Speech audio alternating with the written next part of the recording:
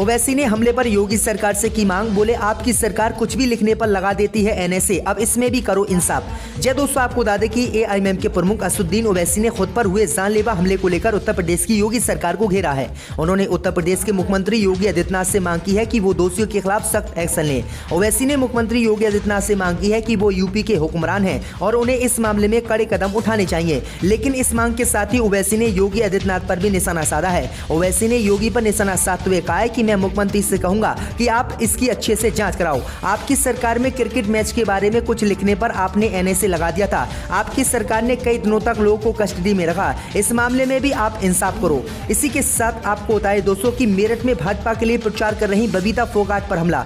जय दोस्तों, आपको बता दें कि मेरठ के सरदना के गांव में भाजपा के स्टार प्रचारक और इंटरनेशनल पहलवान बबीता फोगाट प्रचार करने पहुंची तो उन पर हमला हो गया। आरोप है कि हमला करने वाले लोग आरएलडी के कार्यकर्ता थे। हमलावरों ने भाजपा काफिले पर लाठी डंडों से हमला किया। आरोप है कि हमले में बबीता फोगाट की गाड़ी को भी नुकसान पहुंचा है। इस दौरान 3 महिला समेत 5 लोग घायल भी बताए जा रहे हैं। हमला करने वालों के खिलाफ एफआईआर दर्ज कर ली गई है। सिवालखाई विधानसभा क्षेत्र के अंतर्गत आने वाले दबूथबा गांव में शनिवार को इंटरनेशनल पहलवान बबीता फोगाट भाजपा प्रत्याशी मनजिंदर पाल के लिए प्रचार करने के लिए गई थी। उनके साथ मनजिंदर की पत्नी भी थी। जानकारी के अनुसार बबीता किसान मोर्चा के जिला अध्यक्ष के घर पर नाश्ता कर रही थी। यहां से निकलते ही रास्ते में कुछ लोगों ने उनके और भाजपा के काफिले का विरोध करना शुरू कर दिया। देखते ही देखते दोनों ओर से कहासुनी हो गई और फिर मारपीट शुरू हो गई। इस मारपीट में बबीता फोगाट पर भी हमला किया गया।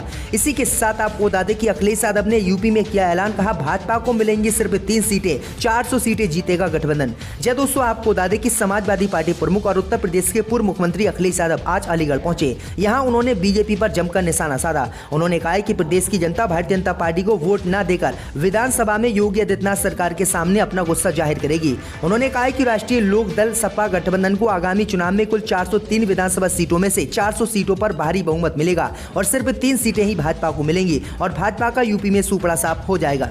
इसी के साथ आपको बता दें कि प्रियंका गांधी ने सीएम योगी पर साधा निशाना। बोली कोई गर्मी निकाल रहा है तो कोई चर्बी, हम कह रहे हैं भर्ती निकालो। जय दोस्तों, आपको बता दें कि कांग्रेस महासचिव प्रियंका गांधी वाड्रा ने शनिवार को अलीगढ़ में प्रचार के दौरान योगी आदित्यनाथ पर जमकर निशाना साधा। प्रियंका गांधी ने योगी के गर्मी निकालने वाले बयान को लेकर कहा कि कोई व्यक्ति गर्मी निकालने की बात कर रहा है जबकि कांग्रेस बेरोजगारों की भर्ती की बात कर रही है। प्रियंका ने अलीगढ़ में इगलास और खैर विधानसभा क्षेत्रों में पार्टी उम्मीदवारों के समर्थन में प्रचार किया। अलीगढ़ में एक व्यक्ति से बातचीत के दौरान प्रियंका कहती सुनाई दी कि अब कोई गर्मी निकालने की बात करता है तो कोई चर्बी निकालने की बात करता है, लेकिन हम भर्ती निकालने की बात करते हैं।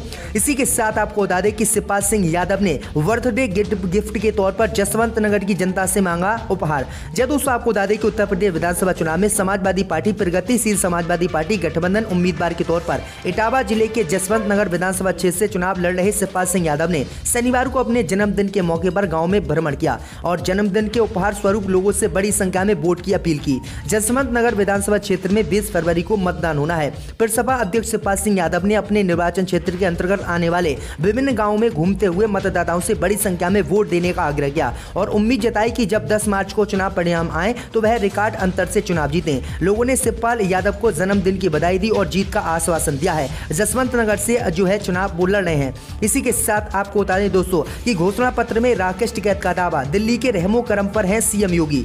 जय दोस्तों, आपको बता दें कि एबीपी न्यूज के कार्यक्रम के घोषणा पत्र में राकेश टिकैत ने यूपी की राजनीति को लेकर बड़ी बातें कही हैं। उन्होंने योगी सरकार पर आरोप लगाया। उन्होंने कहा कि एमएसपी गारंटी कानून पर सरकार ने अभी तक कोई समझौता नहीं किया है। राकेश टिकैत ने कहा कि किसी भी मुख्यमंत्री को अगर पूरी पावर दे दो तो वो अच्छा काम कर देगा। मायावती ने गन्ने का रेट सबसे ज्यादा बढ़ाया, अखिलेश ने भी बढ़ाया, योगी ने सिर्फ 35 रुपए बढ़ाया। राकेश टिकैत ने कहा कि यूपी में बिजली सबसे महंगी है। योगी जी भी हमारे अच्छे व्यक्ति हैं, उनसे मैंने कई बार कहा था लेकिन उन्होंने कोई काम नहीं किया। इसलिए उत्तर प्रदेश में भाजपा ने जो घोषणा पत्र जारी किया है वो सिर्फ बेकार है और योगी आदित्यनाथ दिल्ली के बड़े नेताओं के रहमो करम पर उत्तर प्रदेश में बने हुए हैं।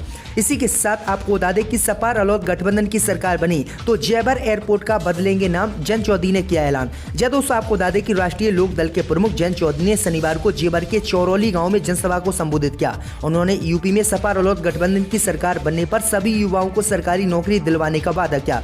गुर्जर सम्राट महिर भोज को याद करते हुए कहा कि जेवर अंतर्राष्ट्रीय एयरपोर्ट का नाम बदलकर उनके नाम पर रखा जाएगा। जयंत चौधरी ने चौरौली में ने गठबंधन प्रत्याशी अवतार सिंह भड़ाना के समर्थन में वोट मांगे। प्रदेश सरकार पर निशाना साधते हुए कहा कि भाजपा की नीतियों ने किसान, गरीबों और मजदूरों को बर्बाद कर दिया। प्रदेश में चारों ओर भ्रष्टाचार है। सभा को राष्ट्रीय लोक दल के महासचिव बाबा हरदेव सिंह ने आयोजित किया था। तो ये बड़ी अपडेट आ रही है। इसी के साथ आपको बता दें कि उत्तर प्रदेश चुनाव के लिए 9 फरवरी को घोषणा पत्र जारी करेगी कांग्रेस। जी दोस्तों, आपको बता दें कि उत्तर प्रदेश विधानसभा चुनाव के लिए कांग्रेस 9 फरवरी को चुनावी घोषणा पत्र जारी करेगी। कांग्रेस महासचिव प्रियंका गांधी वाड्रा लखनऊ में चुनावी घोषणा पत्र जारी करेंगी।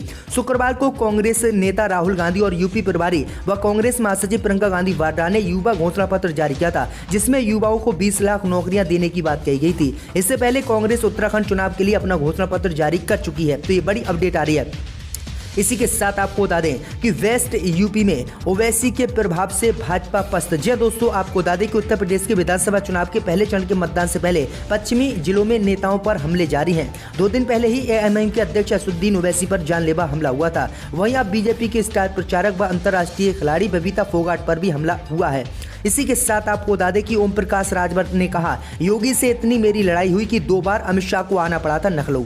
जय दोस्तों, आपको बता दें कि समाजवादी पार्टी के साथ गठबंधन में उत्तर प्रदेश विधानसभा चुनाव लड़ रही सुहेलदेव भारतीय समाज पार्टी के नेता ओम प्रकाश राजभर ने बताया है कि किस बात को लेकर उनका यूपी के मुख्यमंत्री योगी आदित्यनाथ से झगड़ा हुआ था। उन्होंने कहा कि योगी के साथ उनकी इतनी लड़ाई हुई कि गृह मंत्री अमित शाह ने 2 बार आकर सुलह की कोशिश की। राजभर ने कहा कि आजादी के बाद पहली बार इस तरह मुख्यमंत्री बनाम कैबिनेट मंत्री की लड़ाई हुई। ओपी राजभर ने एक टीवी इंटरव्यू में कहा कि हम मुद्दों की राजनीति करीब 42 साल से कर रहे हैं। बेशक हम सदन में लंबे समय के बाद आए। 18 महीने मैंने प्रदेश की राजनीति में ये दिखाया कि हम अपने लिए नहीं बल्कि वंचित, पिछड़ों, दलित, अल्पसंख्यकों के हक के लिए लड़ रहे हैं। उन्होंने कहा कि उत्तर प्रदेश के मुख्यमंत्री योगी आदित्यनाथ ऐसे व्यक्ति हैं जिनसे मेरी कई बार उत्तर प्रदेश में लड़ाई हुई थी और इस लड़ाई को खत्म करवाने के लिए गृह मंत्री अमित शाह को 2 बार लखनऊ भी आना पड़ा था। इसी के साथ आपको बता दें कि कुंडा से बाहुबली विधायक रघुराज प्रताप उर्फ राजा भैया ने किया नामांकन। जय दोस्तों, आपको बता दें कि प्रतापगढ़ के कुंडा सीट से विधायक व जनसत्ता लोकतांत्रिक दल के अध्यक्ष रघुराज प्रताप सिंह उर्फ राजा भैया यूपी चुनाव की तैयारी में जुड़े हुए हैं। मीडिया रिपोर्ट के अनुसार यूपी के प्रतापगढ़ जिले की कुंडा विधानसभा सीट से इस बार वह चुनाव लड़ रहे हैं। इसी कड़ी में कुंडा सीट से बाहुबली विधायक रघुराज प्रताप उर्फ राजा भैया ने शनिवार को प्रतापगढ़ के अफीम कोठी पहुंचकर नामांकन दाखिल किया। ऐसा पहली बार हुआ है जब राजा भैया निर्दलीय प्रत्याशी से हटकर जनसत्ता दल लोकतांत्रिक पार्टी के बैनर तले अपना नामांकन कर रहे हैं। इसी के साथ आपको बता दें दोस्तों कि उत्तर प्रदेश सरकार ने 10 करोड़ कराया कोरोना टेस्ट। जी दोस्तों, आपको बता दें कि उत्तर प्रदेश में अब तक 10 करोड़ से अधिक कोविड टेस्ट हो चुके हैं। इतनी बड़ी संख्या में जांच करने वाला यूपी देश का पहला राज्य है। बीते 24 घंटे में 2,02,895 कोविड सैंपलों की जांच की गई है। प्रदेश में कोविड मरीजों की संख्या में लगातार कमी आ रही है। शुक्रवार को 3,807 नए मरीज मिले। 8,817 लोग कोरोना मुक्त हो गए, जबकि 9 मरीजों की कोरोना से मौत हो गई है। इसी के साथ आपको बता दें कि अखिलेश यादव ने किया वादा, यूपी चुनाव में अगर सरकार बनी तो अटल के गांव में अखिलेश बनवाएंगे मेडिकल यूनिवर्सिटी। जय दोस्तों, आपको बता दें ये बड़ी खबर सामने निकल कर आई दोस्तों कि समाजवादी पार्टी के नेता अखिलेश यादव ने रविवार को आगरा जिले के वहा विधानसभा क्षेत्र के उनके पैतृक गांव वटेश्वरम में भाजपा के वरिष्ठ नेता और पूर्व प्रधानमंत्री अटल बिहारी वाजपेयी के नाम पर विश्वविद्यालय बनाने का वादा किया है।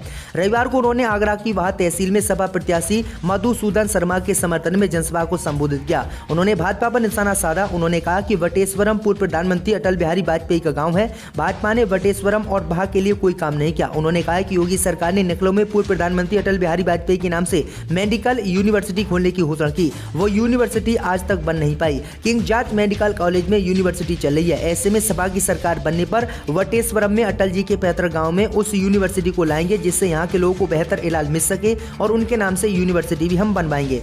इसी के साथ आपको बता दें कि चुनाव आयोग ने जारी की नई गाइडलाइन। हाल और खुले मैदान में चुनावी बैठकों को दी मंजूरी। जब दोस्तों, आपको बता दें कि देश के 5 राज्य में होने वाले विधानसभा चुनाव के मद्देनजर चुनाव आयोग ने बड़ा फैसला लिया है। आयोग ने चुनाव प्रचार को लेकर नई गाइडलाइन जारी की है। नई गाइडलाइन के मुताबिक अब हाल और खुले मैदान में चुनावी बैठकों के लिए छूट दी गई है।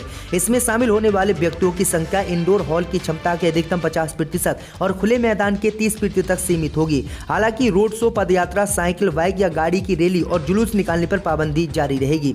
वहीं आपको बता दें कि खुले मैदान या खुली जगहों की आयोजित सभा या बैठकों में अधिकतम क्षमता के 30% लोग शामिल हो सकेंगे। बंद हॉल में होने वाली बैठकों में हाल की क्षमता के अधिकतम 50% लोग शामिल होने की इजाजत होगी। वहीं आपको बता दें कि सभा स्थल के पास कई प्रवेश और निकास गेट होने चाहिए।